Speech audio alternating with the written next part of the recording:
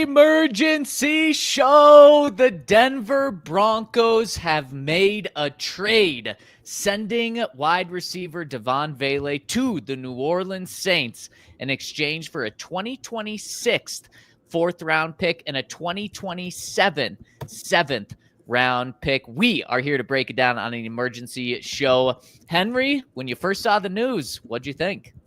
I was shocked. I was actually really shocked because it's a weird one where the Broncos actually posted it first. Like typically somebody like gets the tweet out and it's like, oh, Rappaport says this or Schefter or you. Half the time it's you. But somebody says like, this is going down. And so I saw a Broncos tweet pop up on my phone and it said Devaughn Vele is being traded. And I was like, well, that doesn't make any sense, but it's from the Broncos. So mostly I'm shocked and realized that I was very, very, very wrong. Yeah, and Henry, this is a topic that we talked about earlier this week. Could the Broncos make a move with one of the guys that has value, that will make a 53-man roster? And we talked about Devaughn Vele, and in one sense, this is a little interesting of a move because Devaughn Vele, arguably the Broncos' second-best receiver last year outside of Courtland Sutton. But then you look at this Broncos roster and they're stacked at receiver. And we've talked about it. There's 5 guys, really 4 guys that are competing for that number 2 spot. And Devaughn Vele was in that category and in that mix. And clearly with the evolution of Troy Franklin, Pat Bryant really showing up as a rookie. And we know what Marvin Mims can do. And he's taking that next step. There just wasn't room for Devaughn Vele. You're never going to play 6 receivers on the field. Then you also have Trent Sherfield. You're really never going to play 5 receivers on a field either when you have Evan Engram, who's going to be on the field as well. So Devaughn Vele was the odd man out, and we've kind of seen that over training camp. He was kind of the guy that maybe not wasn't going to get a jersey come week 1. That was a conversation that we had just a week ago, and I said it was probably Vele not getting that jersey. And then there's some people saying, well, the depth. Don't you want to keep him for depth? And I get that. But Henry, the haul that the Broncos received in return for Devaughn Vele, too good to pass up. This was a masterclass by George Payton, using a 7th-round pick on a wide receiver last year, then flipping that for a 4th and a 7th-round pick in a position that you are so deep at already. Bravo, George. He just continues to put together fantastic deals, fantastic signings, fantastic moves. And this is one of them. This is exactly what you want from your general manager. Using a 7th-round pick, then a year later, you flip it for a 7th and a 4th. This was a deal that was too good to pass up for the Broncos. Absolutely. Did the Broncos get the 7th-round pick? Oh, they did. Wow. They did. I thought they gave up the 7th-round pick. Exactly. So exactly. I mean, and still, Henry, that would have been a good deal then. But now you don't give up anything outside of Devaughn, and you get that 7th and a 4th. Yeah, this is why you read things instead of just seeing the tweet and letting your eyes go all crazy as you try to like think what's going through. I think, first of all, obviously, just asset management, it's a really good deal. You can never complain about taking a 7th-round pick, trading it for a 7th and a 4th. Even better, of course. I guess I haven't looked at what picks the Saints have, but I'm just assuming that it's their own 4th-round pick, which would be one of the very first of the 4th round, which, you know, that can be a pretty big difference because I guess they don't have their comp picks yet, so it could only be 30 picks difference. Assuming the Saints are as bad as we think they are, though, that could be a really good player that you're getting back. Thing is, I think you traded a pretty good player too. The Broncos obviously have depth there, and it makes sense to clear space and get guys an opportunity because it is tough when I thought any given week that they could be using different receivers because we've had to talk a lot about who doesn't get a uniform. Do you find a way to give them all a uniform? And I just can't find a way to make it make sense in my head. And apparently they couldn't either. But it just feels like you're doing somebody a disservice if you're not getting, you know, if it's Pat Bryant, you're the rookie. We've seen these other guys. We want to keep building with these other guys. We just don't have room for you in the offense this week. or whether it's Troy Franklin and say like, hey, you were the bottom of the barrel kind of last year. We just can't justify this. Whether it's Devaughn Vele, who we say like the upside compared to some of these other guys, maybe all these other guys not there. I get why it makes sense. But when you're going with the approach of we're running young receivers out there, it's Courtland Sutton and the kids essentially, having one more of those lottery tickets and the one who probably is the most proven at this point might have made that strategy, certainly would have made the strategy a little bit more likely to pay off.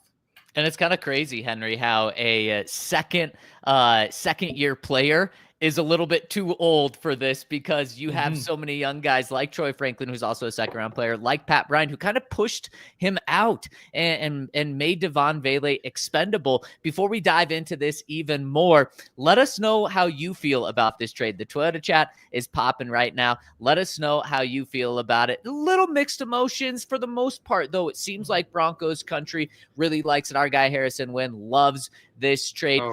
We have some people saying that the Broncos fleeced the Saints this one. We got Derek saying George Payton is the GOAT. And then we have Gooby's Game Garage says a 4th and a 7th is Madden level BS, LOL. Yeah, honestly, I mean, when we talked about this potential trade, and we actually talked about Devaughn Vele potentially being traded on our Monday show, I believe, we talked about, or maybe it was yesterday's show, we talked about how maybe you get a 6th back, and then that would even be a good trade because you used a 7th round pick on him last year, and you now get a 6th round pick after getting a good season from him.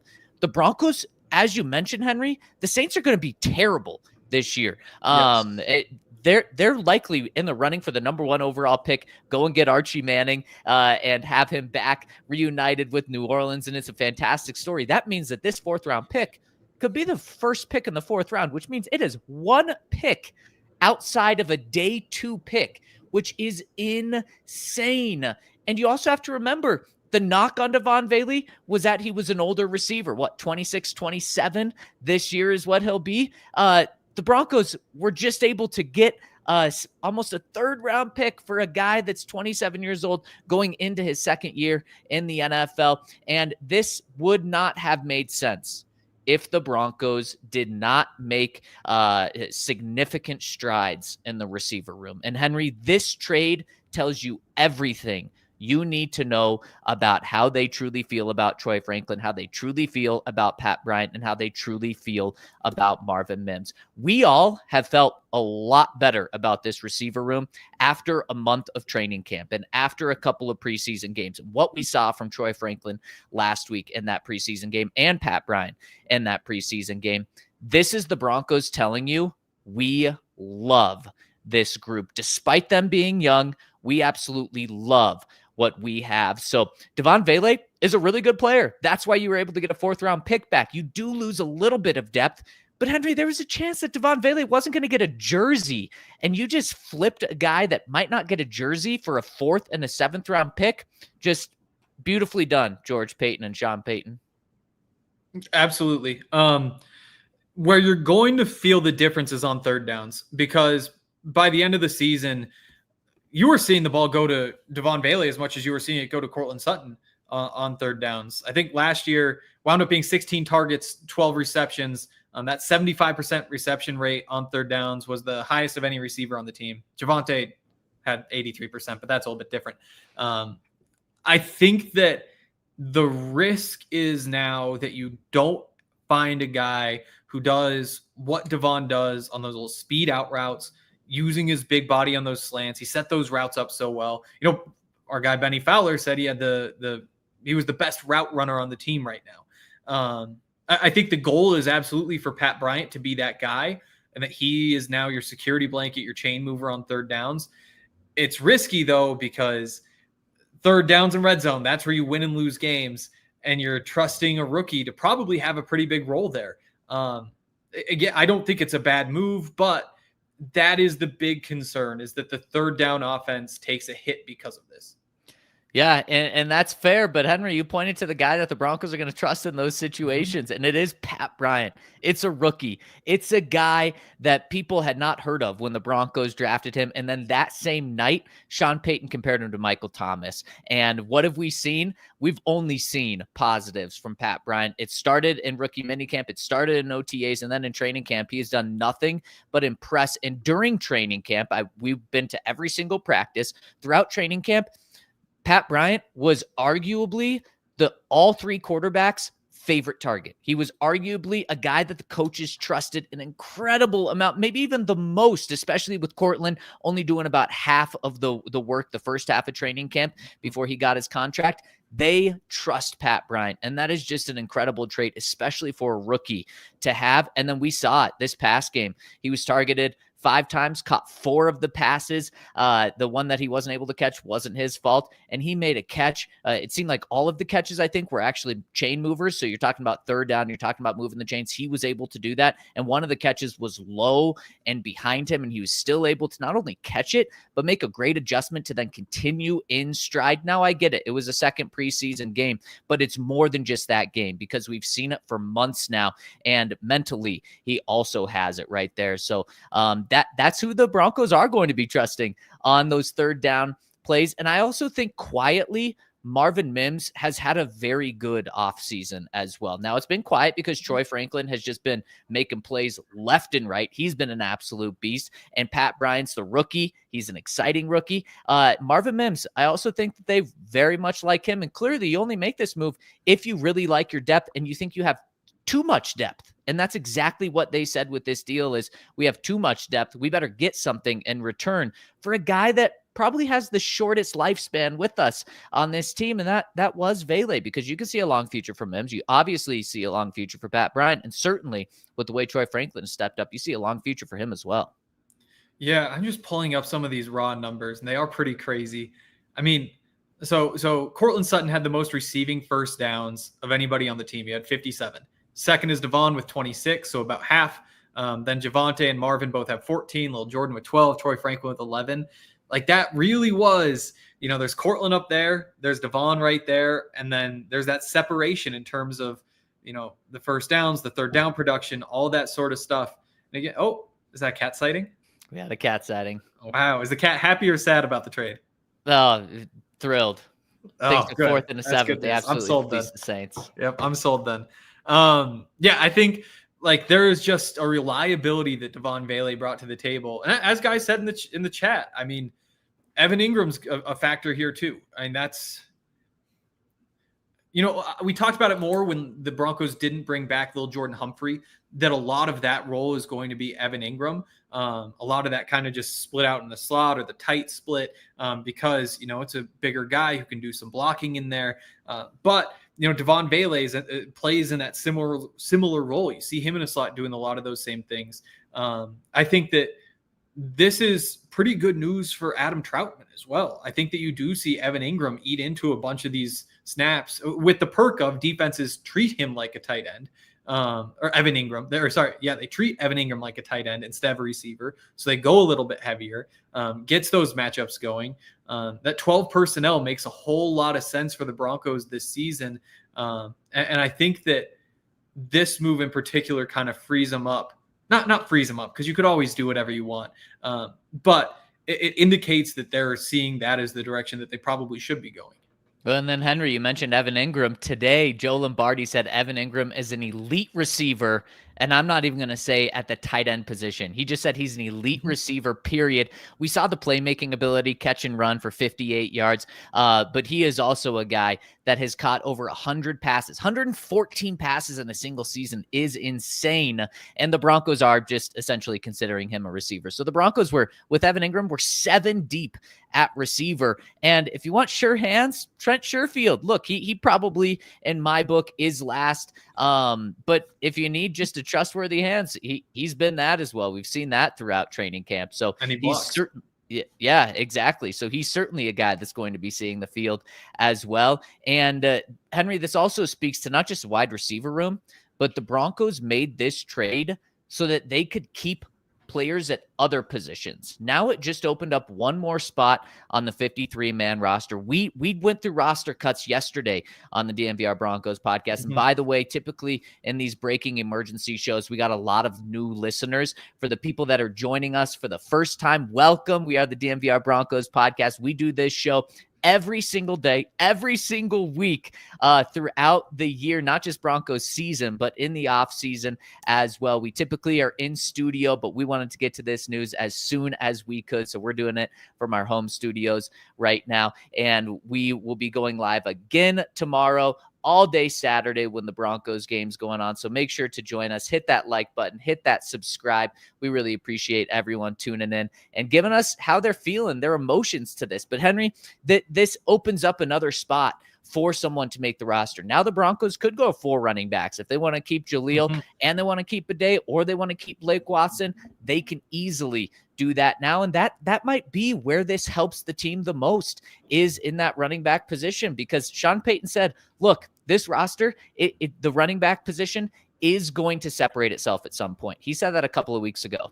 Well, he admitted this Saturday it has not separated itself. And so maybe it won't. And maybe this was the move that they made in order to keep 4 running backs instead of 3. Yeah, it's a really interesting spot. Because again, when we talked through this yesterday, I felt that there was more flexibility than I had expected, because you wind up with a couple guys on injury reserve, a couple guys you bump down the practice squad and play from there. And all of a sudden you're talking about, Frank Crum and Clay Webb and Ini Uwazurike and JL Skinner, a bunch of guys who I thought were kind of on the outside looking in, but after opening up however many roster spots they've opened up through injuries and the ability to move the practice squad, the bubble has gotten a lot bigger. I think that's true at running back. I think that's true at tight end as well. I think that the math is tricky right now. I think our best guess is still that Nate Adkins is going to start the year on injured reserve. Michael Burton's status is up in the air. You assume that you wind up getting that extra roster spot by putting him on the practice squad to start the year and playing him off the practice squad. That's what they've done the past couple of years. But, if he's not healthy, it can put a little kink into that plan. If Adkins also isn't healthy, then you're down your 2 fullbacks. Does that mean Adam Prentice winds up making the team? And if not Adam Prentice, a different fullback, and there goes that roster spot. So I think that spot right there is where it's toughest to predict. And it'll kind of determine whether, this trade gives you an extra roster spot, or if this is just kind of getting you back to neutral, if you feel like you actually do need to carry a fullback on the roster to start the year. Again, tight end, the other position where without Adkins, that it's Evan Engram. You probably know, you do know that it's Adam Troutman. And then Caleb Lohner, very, very, very heavy favorite to make this team. Well, is Caleb Lohner ready to be a productive piece of this offense week 1? My best bet's probably no. It's a guy who played about 50 snaps of college football. And on top of that, what you're really looking for from that third tight end is a guy who can be physical in the run game and provide something there. So it might make sense to have a Lucas Kroll, a Caden Prieskorn, and this move might open up that spot. My roster prediction was about to drop. Probably would have been dropping right about now if not for the Devaughn Vele news. But because of this, I'm going to have to go back through and change a bunch of things, because the math is a little bit weird right now. Yes, it is. And speaking, you mentioned that Bennie loved Devaughn Vele, and rightfully so. Sean loved him. We all loved him. He was a very good receiver for the Broncos, especially what he did as a rookie. He did not feel like a rookie. But Bennie, former Broncos Super Bowl winning receiver, knows what good receiver play looks like. So when he says how much he loved Devaughn, I really took that, and it meant a lot. Bennie has tweeted about Devaughn Vele, and I want to pull that up to get his initial reaction here. He says, quote, "Tough to see Vele on the move. Loved him as a receiver and thought he was a great fit in Sean Payton's offense. He and Bo had a real connection last year, but this is also what a deep wide receiver room looks like. With Troy Franklin and Pat Bryant showing out in preseason, moves like this are the byproduct of a strong roster." That, Henry, speaking of the man himself, there he is. What's up, boys? What's up, Bennie? We were just reading your tweet, and you put me at ease there, because you We all like Devaughn Vele, but you might have been the biggest Devaughn Vele fan. It seems like you're handling this news okay. Of course. I mean, I understand it's the NFL. I trust Sean. I trust George Payton in terms of how they go about putting this roster together. Getting a 4th round pick back is incredible. Mm-hmm. I think we'll miss Vele for sure, just because, injuries happen throughout the season. But with Pat Bryant, Troy Franklin playing the way that they played in preseason, this move makes sense. So I totally understand it. Vele goes to New Orleans. It sucks that he's going to have to go through a quarterback carousel for him. Yeah. He is a little bit older too, which, I totally understand, how the Broncos are thinking about it. But yeah, that means we have a great roster, strong roster. We have depth at all positions. There are going to be some tough decisions that have to be made next week when it gets to cut day. So we might see some more trades with just, how deep our roster is. Benny, I feel like we were in like tweetception right there. We read your tweet and then you just showed up. I'm gonna start reading your tweets on the show more and seeing if you just pop up right after. Yeah, was texting me and like, hey, you want to join in? I was like, yep, absolutely. Yeah.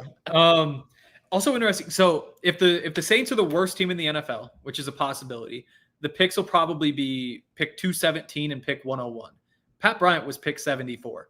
So you do have like a little bit of a gap there. So you've got to be pretty confident that Pat Bryant is, markedly more valuable than Devaughn Vele, which I think is right. But sometimes thinking through the value in terms of like what the picks actually are gives you a little bit of a different perspective. Yeah. I mean, you went in super depth right there. I wasn't thinking about it with that type of depth. But yeah, I think, Pat just shows like he's got this vet ability and how comfortable he is with the offense.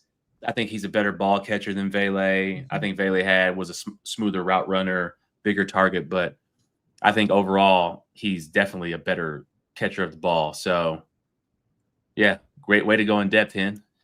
So Benny, I want to ask you, who's his best for in the receiver room? Obviously, this probably doesn't change Courtland Sutton at all, but we've talked about it, how the next 4 or 5 receivers were all kind of right next to each other. Now without Vele, who does this signal the best news for, and that the Broncos felt the most confident in? For all 4 guys behind Courtland, signals great news for them. So now it's great news, to be honest, for Sean and Joe Lombardi and Pete Carmichael and all the people who are running and designing the offensive plays. It's actually best for them, because when you have that many weapons in the room, it's hard to have Vele in that room and not on the practice field to not put him out there. I mean, we saw it throughout the entire training camp. Every time we would go with the ones, it was Courtland, Vele, and Mims. And they felt like they had to put him out there, number one, because he knew the offense. He could play in the slot. He's a bigger body, and he was one of Bo's favorite targets last year. So I think it's actually better and more beneficial to the coaches.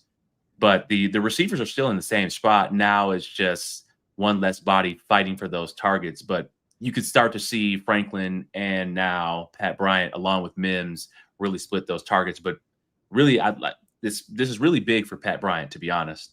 Mm-hmm. Now this shows like, okay, it's you're dressing 5 receivers. I know we were talking about it in terms of who gets a uniform maybe a couple weeks back.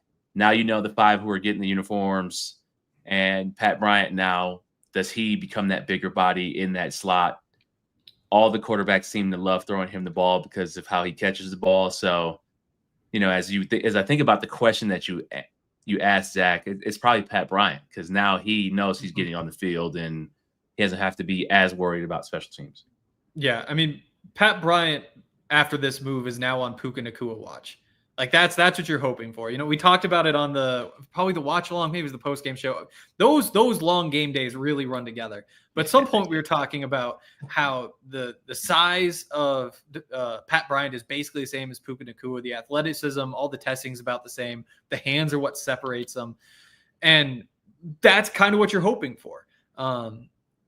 You're giving him an opportunity. You're gonna ride him as far as you can.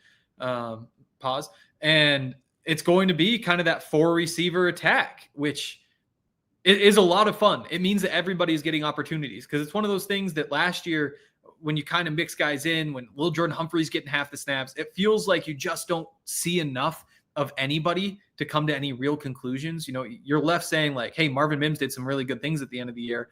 Would have been cool if he played twice as much though, and we had a better read on what he was.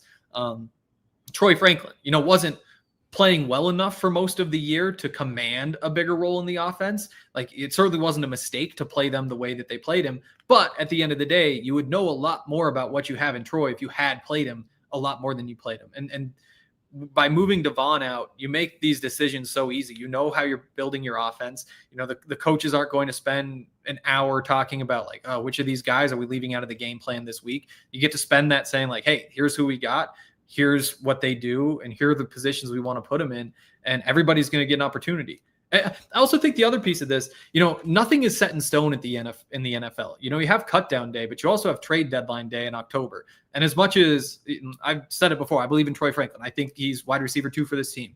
I think Pat Bryant, again, I just said he's on Puka Nacua watch. I feel really good about him. Marvin provides a lot to this offense. But if things don't go well, trade deadline's an opportunity to make another move. And it's a little bit easier to justify saying, yeah, that'd be the crazy one.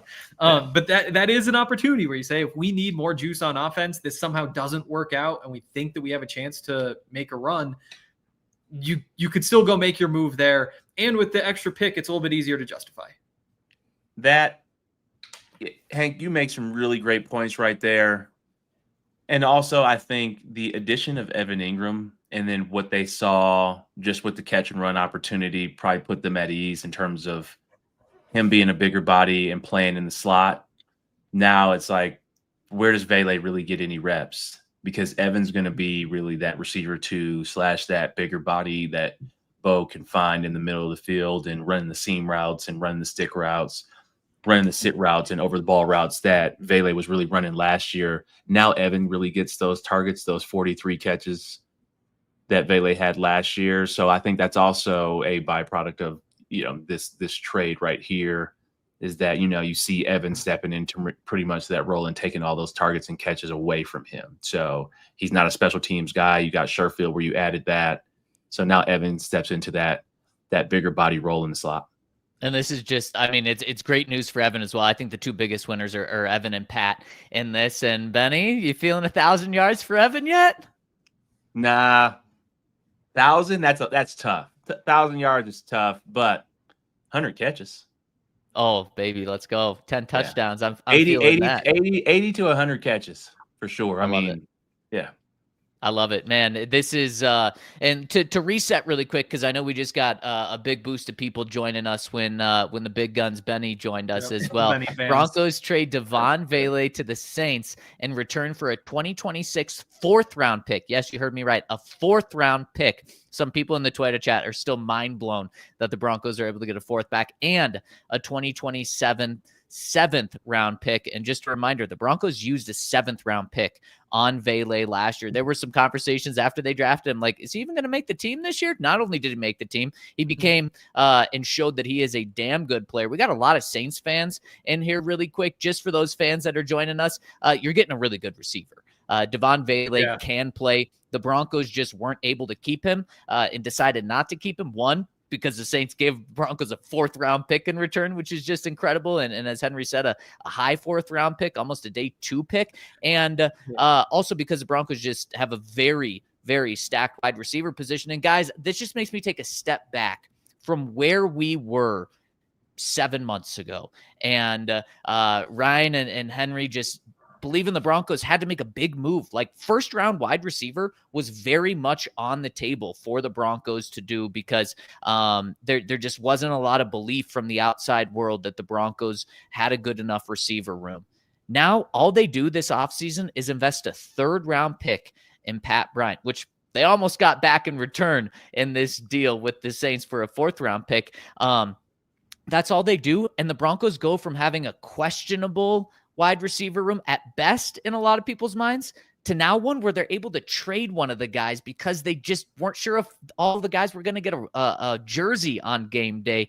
It's incredible. It speaks to not only the players, and credit to Troy for taking a big step up, and Marvin for quietly taking a step up, and Pat for coming in and putting this work in, but it also speaks to the coaching staff and Sean Payton, but also the offensive coordinating staff and also the receivers. So shout out to Kerry Colbert and this group, because man, they really impressive what they've done. Yeah, Broncos know what they're doing. Sean knows what he's doing. He's one of the best coaches that I played for, when I got a chance to play with them in 2020. And I see the Who Dat fam says if Sean drafted him, I know he can play. And yes, Sean does a great job of drafting just overall talent, but receivers for sure. I mean, he's found diamonds in the rough in terms of Colston and Lance Moore. And then obviously you have your Michael Thomases of the world and Ted Gins. But Sean knows what he wants in a receiver and other receivers. He drafts receivers and skill players really well. He has a great eye for talent.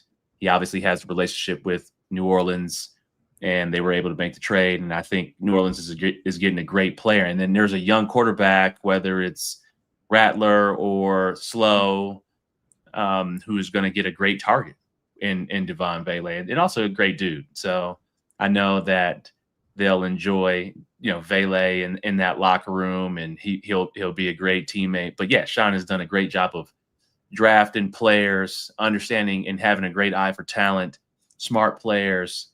But yeah, this is what you love to see when your roster has this type of depth. And I think we might see some more of this movement over the next couple of days. And he'll see his teammates in New Orleans in 3 days. That's right. I hadn't even thought of that part. Oh, I think Zach might be muted. That's crazy. That's such a good point, Benny. Really quick, being a player yourself, do you think he'll play in this game? Like, would it be, one, valuable for him to get reps in the final preseason game, and two, worth it to have him play? Not worth it. It's Wednesday. The game's on Saturday. He'll probably get there tonight, start looking at the playbook. But no, it doesn't make any sense for him to try to go out there and play unless they're going to tell him the plays in the huddle. So I don't see that. They got a quarterback battle that they have to try to figure out anyway. So yeah. Yeah. I mean, you might as well practice it. I have a feeling that's what you're going to be doing week 1 anyway. Go around. You're going to be telling them what to do. I mean, oh yeah. It depends on the playbook. I've been able to learn some playbooks within a couple weeks or a couple days. Really? So really just depends. Okay. Yeah. Well, again, not everyone's built like Benny, but Devaughn is a good receiver, and I'm sure he'll pick it up. That man, I would love to see him out there. That would be fun to see him out there. Henry, what were you gonna say? Yeah, biggest thing to me is that you just actually get a real evaluation of all these receivers, which is so big. And we've talked about, the Broncos think they're in a championship window. To me, though, they aren't all in, because all in means you're trading future assets. If you have your first round pick next year, you're not all in. You're going to get to the trade deadline and you're going to know exactly where you stand. And there's going to be some piece of the roster that can get better. It's tough to pinpoint a spot on defense that can be, you hope it's not the receivers. You hope your running backs pop. You hope you aren't looking for, another tight end to do more 12%, whatever it may be. I really like the idea of getting as many reps as possible for all of these young receivers you have, and figuring out what you've got. Because there's a chance it's a really good room. There's a chance that it's a little bit underwhelming.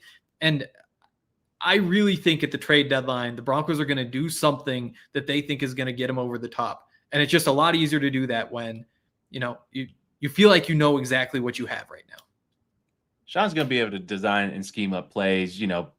He did it for players like Traquan Smith in New Orleans. Also, a name that you guys might not know is Austin Carr, who was a Northwestern receiver. And, he even caught a couple touchdowns in New Orleans. So Sean knows how to scheme these players up and scheme different players up that aren't the first round or second round talent. So he knows exactly what he's doing with this roster. But Evan Engram is the key here to this, and why the Saints now have Devaughn Vele on their team, because Evan is that receiver threat and route runner that, Vele was, and that safety blanket that Vele was for Bo last year. So Now it's going to be really interesting. That puts the receiver room a little bit at ease. Courtney Jackson probably makes the practice squad there.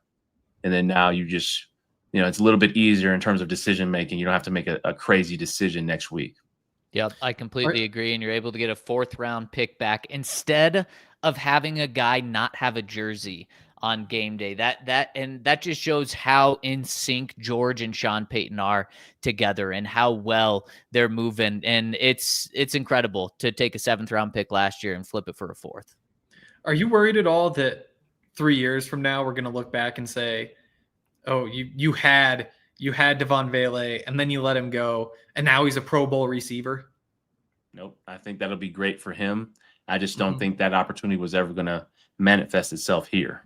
So, no, I think it's a great opportunity for him to go be there. And if he happens to go be that player, I think Sean and George have already kind of talked that through.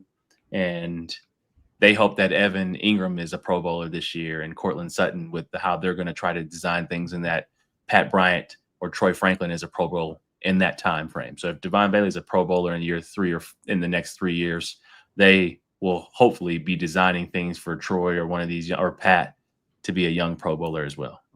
Henry, I think it's a fair question, but what'd you say? Oh, just show Devaughn the ring. Won't be upset if you win a Super Bowl. Yeah. I think this is I think Devaughn Vele is a very good receiver, as solid as it gets. We saw it his very first game in the NFL. He was throwing the ball 8 times. He had 8 catches in a road game. That's as good as it could get for your first NFL game. But I think the ceiling for Troy Franklin and Pat Bryant is special. And I think that's what the Broncos are leaning into. And they're not doing it on a whim. They're doing it after seeing it for months this year, seeing Troy develop, seeing Packett in the building and what he's done. So I don't think the Broncos are concerned about having that happen. And they're looking at Devaughn Vele being a much better receiver than the guys that they have. I don't think that's going to happen.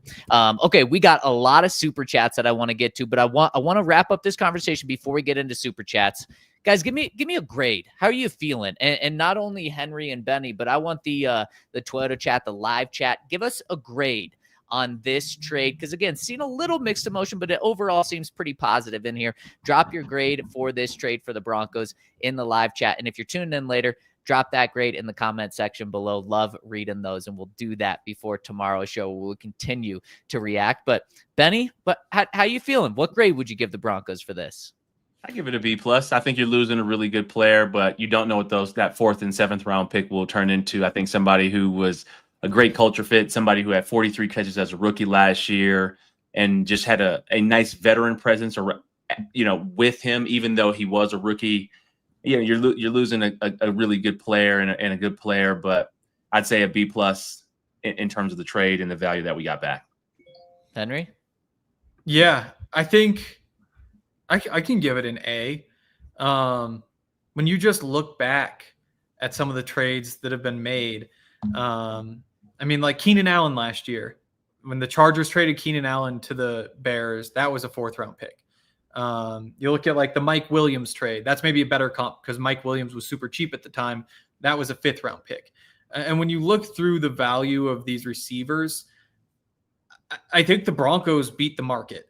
And I agree with you guys. I don't think Devaughn Vele is ever going to be a Pro Bowl receiver. And again, I'll be really happy if he proves me wrong. And I think that if worse comes to worse and you say, wow, I wish that we had Devaughn Vele, we made a big mistake. Well, trade that 4th-round pick for a guy who's going to be pretty similar. So I think that the risk is just super low.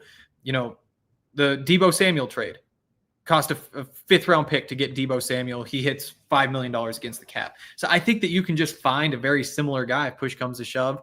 In that case, you're just back where you started. So I think it's an easy A because there's upside and very little downside.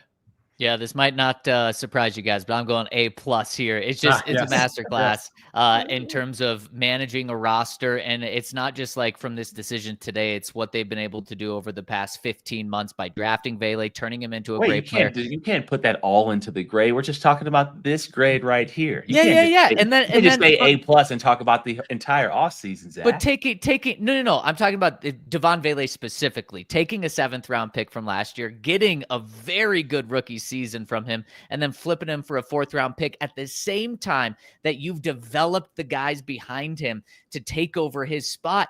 And why I just go with like, this is a perfect trade is he was the guy, in my opinion, and I said this on our show, he was the guy, in my opinion, that was not going to get a jersey come week 1, which is crazy.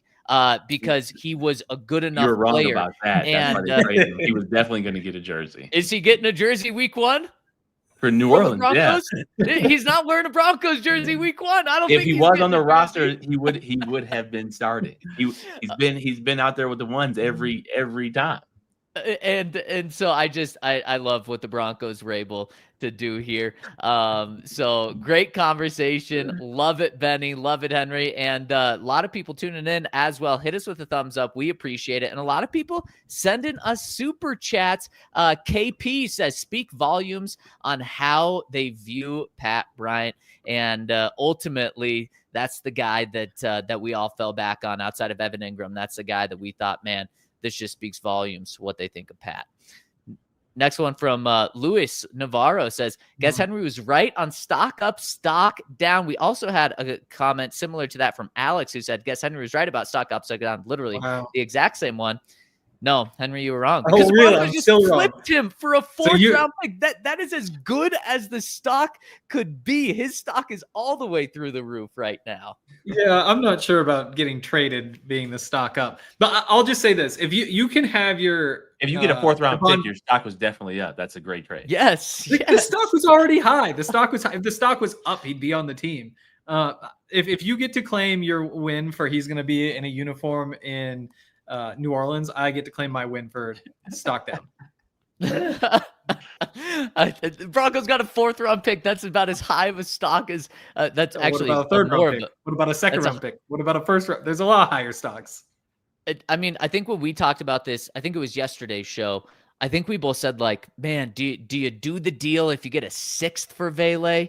And then I might have thrown out a 5th, but I thought that was like the ceiling. Just because of, you mentioned it, other receivers have been traded recently and they go for 5th-round picks. The Broncos got a 4th. That is just crazy.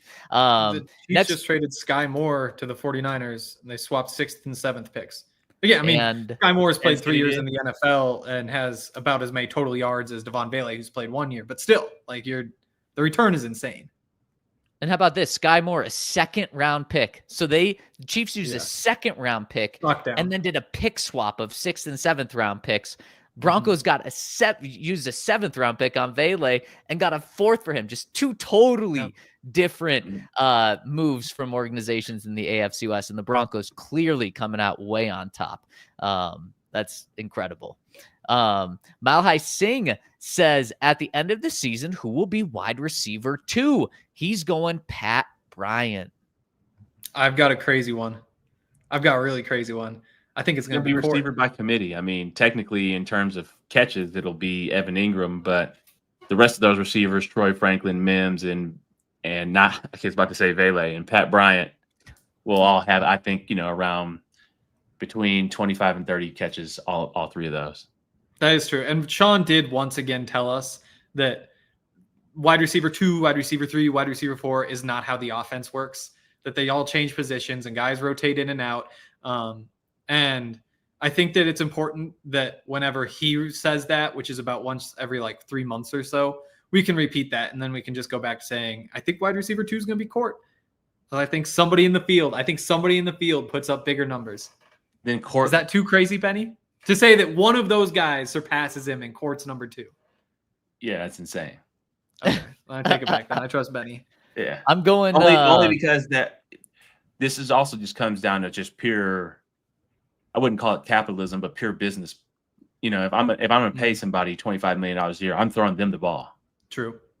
And the reason you're paying him $25 million is because your quarterback loves him and trusts him. And obviously he's a good receiver too, but Bo loves him and trusts him. So Bo is also going to be throwing him the ball. Yeah, 100%. But if you're designing plays and the Walton Penner, how would the Walton Penner group have that conversation with Sean Payton? Like, hey, we're paying this Cortland $25 million a year and he's not our leading receiver or target person who's getting the most targets. That didn't go well for the capital that they're investing into the team.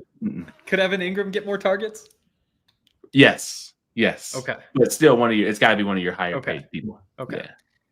As Next Emmanuel one. Sanders once said, he asked one of the coaches why I was getting so many targets. And he's like, man, I'm making more money than him. I need the ball. That's great. That sounds like E right there.